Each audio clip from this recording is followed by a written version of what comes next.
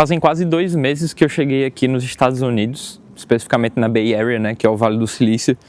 Mas confesso que eu não sei como é que vai ser quando voltar, porque, cara, me acostumei tanto com aqui, com tudo que tem relacionado ao ambiente de empreendedorismo e várias coisas relacionadas.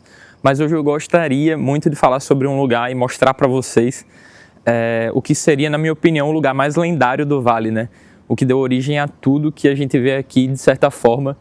E eu vou explicar para vocês, não é da minha autoria esse assunto, mas vamos hoje no lugar que é conhecido como Leland Stanford Jr. University, para os mais íntimos, Stanford University. Vamos conversar aqui e ver esse lugar mágico que a gente tem.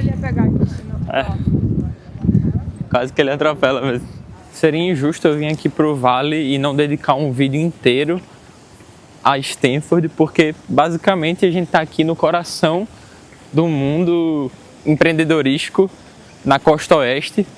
E a história de Stanford é bem interessante e recentemente um professor meu me falou um pouco sobre essa história e eu acho que pouca gente tem a dimensão de como é que começou tudo isso aqui, como tudo se conecta desde a época que tudo isso aqui começou no sentido Califórnia, que foi por volta do século XIX, ali na febre do ouro, em 1849, mas também tem a questão de como é que isso aqui foi fundado, né?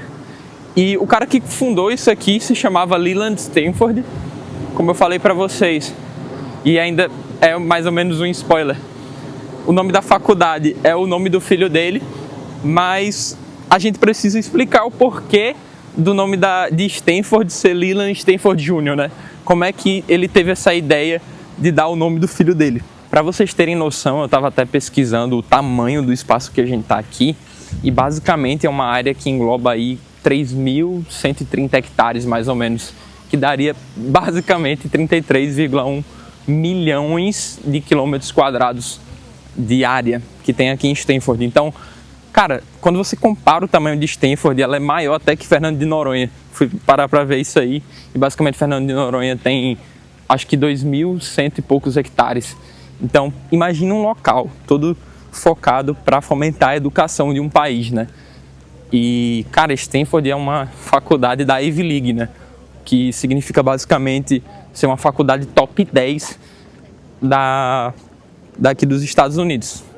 Então, cara, aqui tem as melhores faculdades, principalmente focada na área de tecnologia. O curso mais famoso que Stanford tem aqui para tech é o de ciência da computação.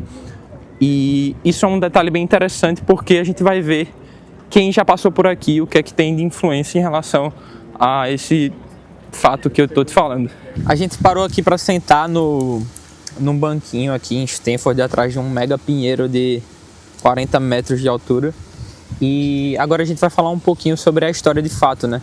Como eu tinha falado, em 1849 começou a febre do ouro aqui na Califórnia, e o Leland Stanford ele tinha perdido tudo num incêndio na costa leste dos Estados Unidos. Então, quando ele perdeu tudo lá por causa de um incêndio, ele veio para a febre do ouro aqui, por isso que é 49ers. Então, o San Francisco 49ers é por causa dessa época, da febre do ouro. E o que é que aconteceu foi basicamente que ele começou a empreender por causa dessa febre do ouro. Ele abriu uma loja de materiais de mineradores, né? Esse foi o primeiro empreendimento que ele começou a ganhar uma boa grana com isso.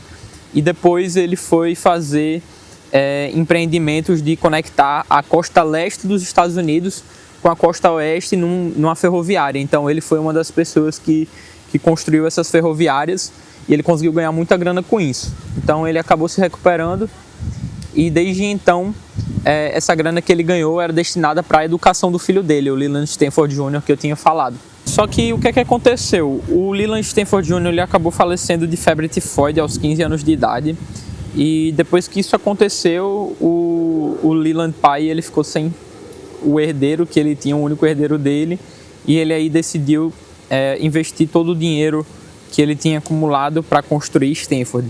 Tem um parênteses, né, em relação a essa história, que ele tem todo o dinheiro para Harvard, para alguma faculdade da costa leste, mas eles não aceitaram porque a condição era colocar uma estátua do filho do Leland. Mas, enfim, se isso é verdade ou não, eu não sei. O que acontece é que agora a gente está num território aqui que era a fazenda dele, de mais de 8 mil hectares, e se transformou no principal polo de tecnologia, inovação e estudos aqui na Califórnia e na costa oeste, né, em geral. Os princípios que ele tinha feito para a faculdade eram 3. Era fazer uma educação disruptiva com foco na vida real, então muito mais focada em empreendedorismo, de certa forma.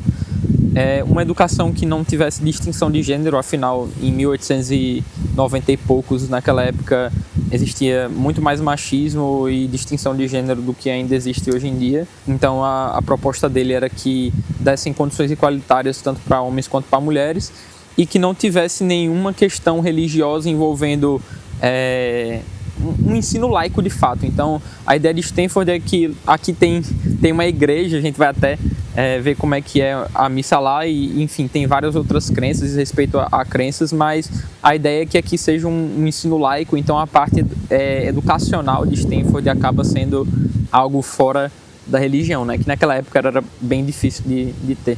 Alguns anos depois, no século XX, nos anos 10, começaram a surgir algumas tecnologias que fizeram com que a Califórnia fosse avançando na tecnologia, né? E Stanford acabou acompanhando isso e criou o primeiro curso de eletrônica. Não sei exatamente o motivo do curso ter sido considerado eletrônica, mas... Era um curso que não existia antes, né? Exato. Não era um em curso... nenhuma universidade, no caso. Exatamente. E aí você até viu, né, Joana, sobre as tecnologias que surgiram. Teoricamente, a primeira internet foi os telégrafos, e eu acho que os telégrafos eles surgiram justamente por causa desses tubos a vácuo, não sei como é que é o nome deles. São vacuum tubes, que são válvulas a vácuo, né? E eles foram os ancestrais dos transistores. Então, por conta desses vacuum tubes, foi que surgiu os transistores. Foi uma necessidade de evoluir, né, depois da Segunda Guerra Mundial, e aí criaram os transistores, e a partir disso surgiram, né, a partir dos vacuum tubes, surgiram televisões, rádio e os aparelhos eletrônicos.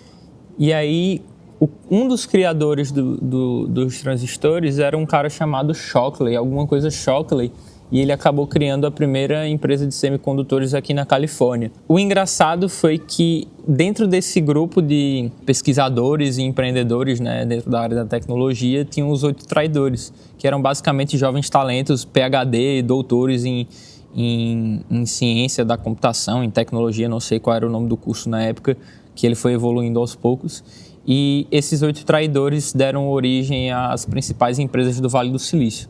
Primeiro, e o mais conhecido tem o Gordon Moore e o outro cara que fundou a Intel, mas antes da Intel teve os 2 fundadores da HP, que é um cara com o sobrenome de Hewlett e o outro de Packard, e aí juntaram os 2 sobrenomes e deu origem a HP. Um dos investidores da HP foi um cara que tinha inventado um dos precessores do transistores. Então, aqui no Vale do Silício, o que a gente sempre quer trazer, o que eu gostaria de trazer aqui para vocês é como essa cultura de retorno e de reinvestimento que foi se alimentando ao longo dos anos vai se conectar até o que a gente conhece como o Vale é hoje.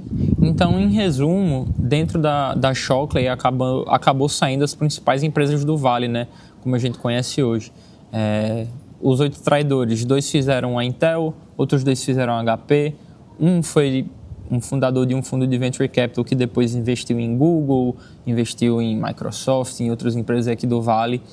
E, enfim, tudo isso acabou gerando um efeito de rede muito grande que se originou, a princípio, a partir de Stanford. Então, a ideia era que a gente mostrasse esse ambiente, e a gente está aqui agora numa mesa dentro de um território que tem tanta história, mais de 100 anos de história aí, de uma das maiores universidades do mundo e a top 2 aí, Ivy League dos Estados Unidos. Essa cultura de reinvestimento e de você conseguir passar para frente, seja um conselho, seja um advising, seja até mesmo o capital, foi algo que começou aqui em Stanford, de certa forma com o Leland, né?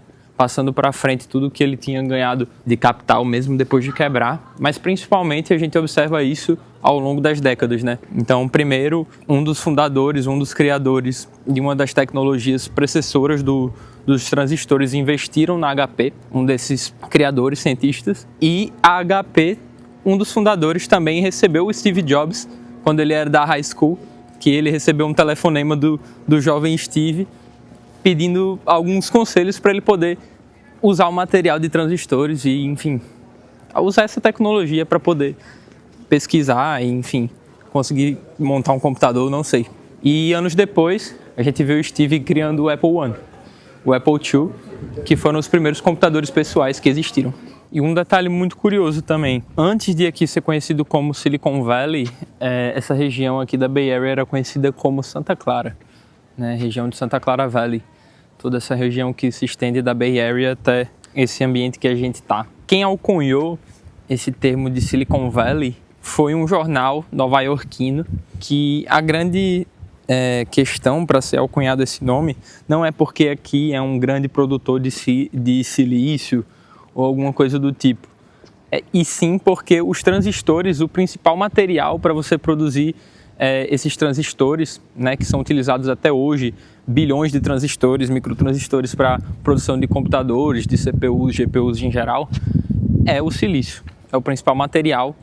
Então é mais por isso que aqui é conhecido como Vale do Silício, porque surgiram várias empresas de tecnologia que fazem uso desse material.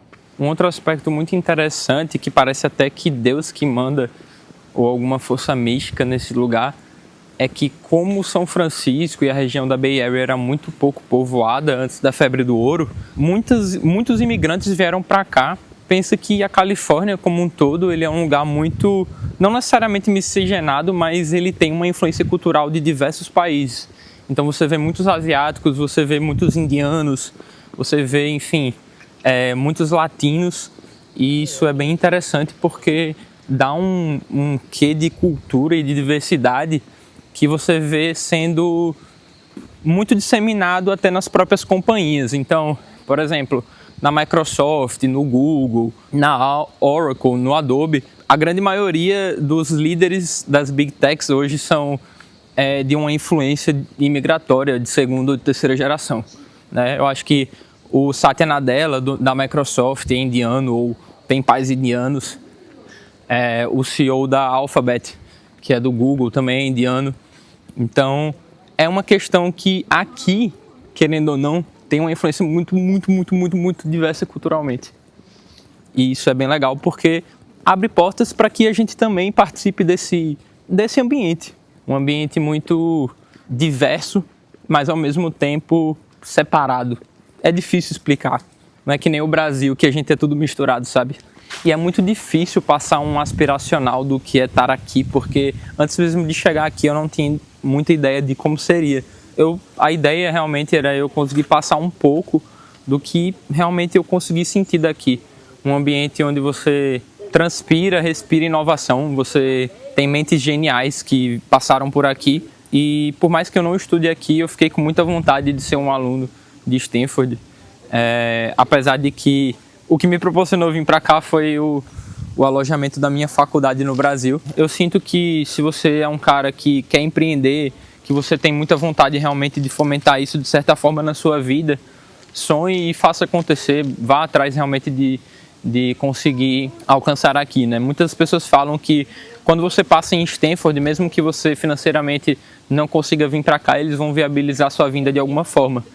Então, cara, construa sua história, tenha um planejamento de longo prazo para que isso aconteça, e faça como eu não fiz e estude num lugar onde você, só de estar aqui, de você estar tomando a mesma água que outras pessoas, de você estar, enfim, vivendo nesse ambiente, as coisas acontecem. É realmente muito diferente. Se você for parar para pesquisar quem foram os fundadores que já passaram por aqui, você vai ter, por exemplo, os fundadores do Google. O primeiro website, o World Wide Web do mundo, foi um site da aceleradora de Stanford, por exemplo. Os fundadores do Google eram estudantes de Stanford e hospedaram o servidor do Google aqui nos computadores do laboratório de Stanford. Então, tecnologia, se você quiser trabalhar com tecnologia, você tem que vir para Stanford. Você pode até falar MIT, mas eu nunca fui lá, eu não conheço. Só que aqui já me deu vontade de simplesmente é aquele lugar que você, sei lá, você vai estudar numa escola e, por exemplo, você tem que escolher uma escola para estudar e visitar várias. Essa foi a primeira que eu visitei e foi a primeira que eu falei, caramba, eu queria estar aqui. Então, eu espero que eu tenha passado, de certa forma, alguma coisa, algum feeling que faça sentir um pouco do que é estar aqui. E se você tem a vontade de vir para cá e não sabe como também, fica à vontade para a gente trocar uma ideia, para você conversar sobre esses desejos e também consumir muito conteúdo de Stanford vai ser muito importante e vai fazer muita diferença na sua vida. E se você achou esse vídeo relevante sobre Stanford e o Vale do Silício, com certeza você vai se interessar sobre o meu último vídeo, que eu falei sobre Vibe Coding e como você pode se beneficiar dessa nova onda de IA, né? Que basicamente você consegue programar e criar produtos utilizando linguagem natural. Será que isso é verdade mesmo? Então, se você se interessa por isso, clica nesse vídeo aqui que com certeza você vai aprender muito.